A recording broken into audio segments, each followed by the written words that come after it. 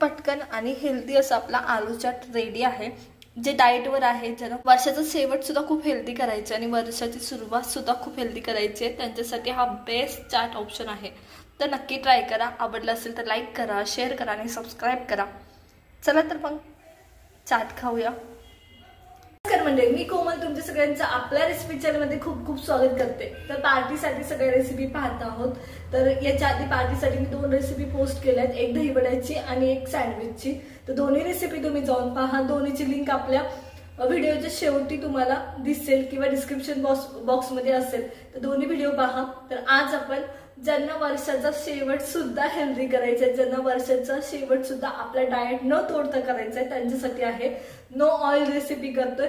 तर आपण आज आलू चाट बनवतोय. आलू चाट असलं तरी आपण तेलाचा थोडा सुद्धा म्हणजे बरोबर नाहीच जवळजवळ वापर करत आहोत.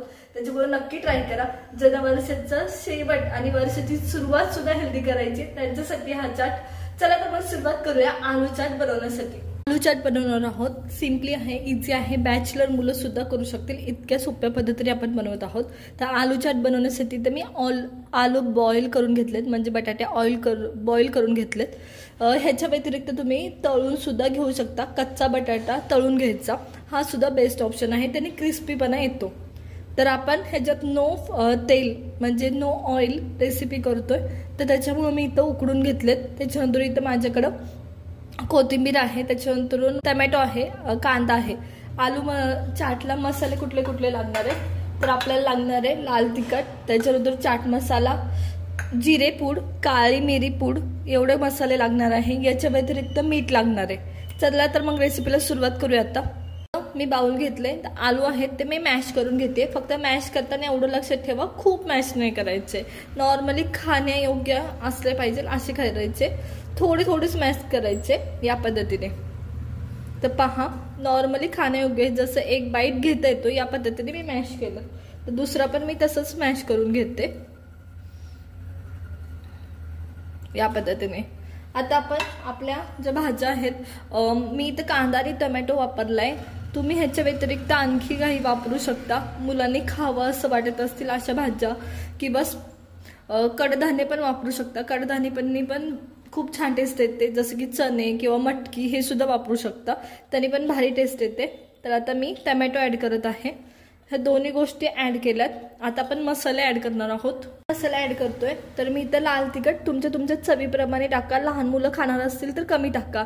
इवन हिरवी मिरची छोटीशी कट करून टाकली तरी चालेल, त्याचा पण फ्लेवर खूप छान उतरतो. जसं जसं आलू मुरत जातो तसं. त्याच्यानंतर 1 चमचा जिरे पूड, त्याच्यानंतर चाट मसाला, काळी मिरी. तुम्हाला हवं तेवढं, लहान मुलं खाणार असतील तर चटणी आणि काळी मिरी टाकताना थोडीशी काळजी घ्यायची. त्याच्यानंतर चवीनुसार मीठ. आता हे सगळं एका चमच्याने व्यवस्थित मिक्स करून घ्यायचं. आता आपण पुढची प्रोसेस पण करणार आहोत, त्याच्या आधी हे मिक्स करून घेऊया या पद्धतीने. आज आंबटपणा येण्यासाठी तुम्ही लिंबू ॲड करू शकता, चिंचगुळाची चटणी ॲड करू शकता, थोडासा तिखटपणा आणखी वाढण्यासाठी ग्रीन चटणी ॲड करू शकता, किंवा तुम्हाला हवं ते ॲड करू शकता याच्यात. तर आता मी आंबटपणा येण्यासाठी थोडीशी चिंचगुळाची चटणी ॲड करणार आहे. तर मी गोडपणा येण्यासाठी थोडीशी चिंचगुळाची चटणी ॲड करते. तुम्हाला हवं तर तुम्ही लिंबू पण ॲड करू शकता. 1 ते 2 चमचे ॲड केली, जास्त नाही.